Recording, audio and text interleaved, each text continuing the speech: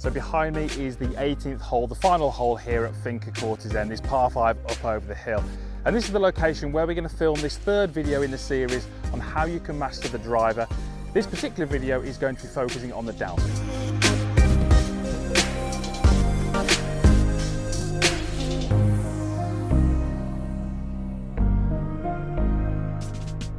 So welcome back to this video series. This is the third video in the 5-part series looking at how you can master the driver, be more consistent with it and hit it a little bit further. And as before, we are on the 18th hole here at Finca Courtesend in this stunning golf course in Spain. So downswing, like we said in the backswing video, which is the second one, there's so many things that we could cover. We could be here for half hour and not even only just scratch the surface of the downswing movements. But what I'm trying to do in this video is pick out the things that I see commonly as mistakes that golfers fall into that really cost them with the driver. And so this video we're talking about the trail arm. So for me it's my right arm, and we're talking a little bit about how to initiate the downswing from the ground up. Obviously there are lots of things there we're not going to cover. Before we get started, if you're new to my channel, if you're not a subscriber, I would love you to do so. There's a clickable link at the end of the video. That's the easiest way. There's 3 videos coming each and every week covering a variety of topics, helping you play some better golf, understand the game a bit more, and just enjoy your time when you're out on the golf course. So, trail arm, such a common thing for people to get wrong with the driver. What it will tend to do, if we get the trail arm moving incorrectly, it robs us of power. It tends to cause the club shaft to steepen a lot. And there's not really many good things that come when this moves incorrectly. When you make your backswing, most people will have a right arm which is folded and which is by some amount what we call externally rotated. Rotation would be this movement here.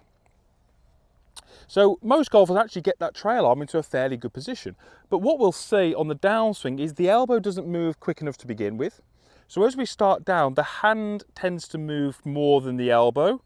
And what you'll see from both angles, the down the line and the face on, is we get 1, the golf club is very, very steep and out in front of us, and 2, the elbow gets very much apart from the golfer's side. So as I put the lead hand on, very, very common to see this, maybe not quite as extreme in this, but this is a very, very common problem. So let's show you that again, because it's very important we understand what's happened there. As I get to the top, it's the elbow that doesn't move enough. The shoulder rotates, steepens the club, and yes, that club head is moving towards the ball, but I haven't really moved this elbow enough. Again, I've made that a little bit more exaggerated. So we're just going to very simply focus on the elbow.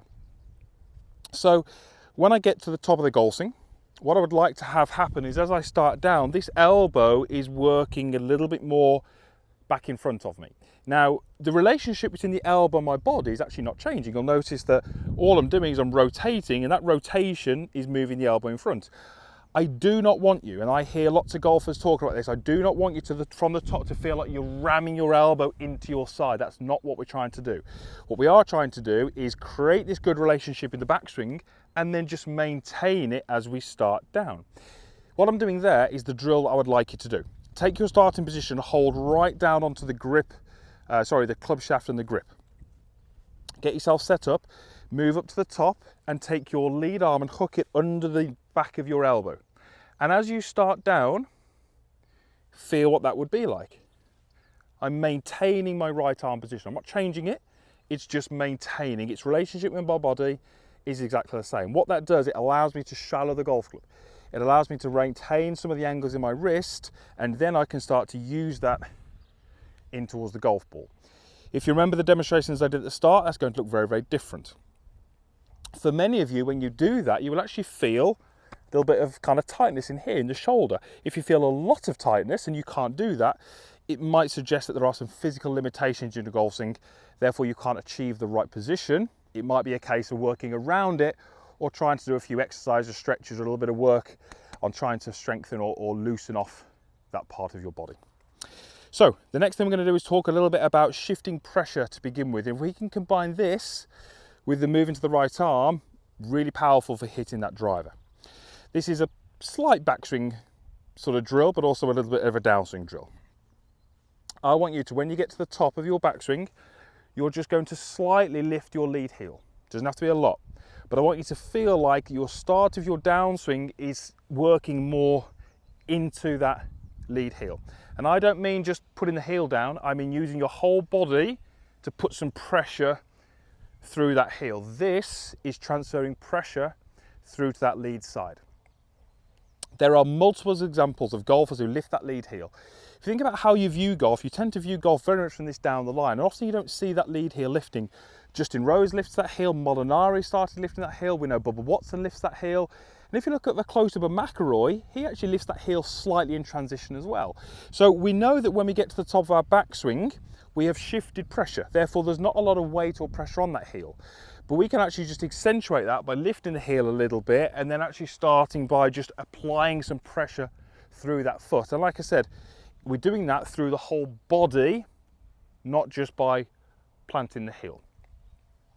If we can start to, from the top of our golf swing, initiate the downswing correctly, control how the right arm moves, we find ourselves in a very, very good place to deliver the golf club to the ball. We're going to talk about impact in the next video. This was a little bit more on how to start the downswing and how to get the golf club into a good delivery position. So, a bit of pressure shift, control the right arm, or the trail arm I should say, and we should be able to hit some good drives.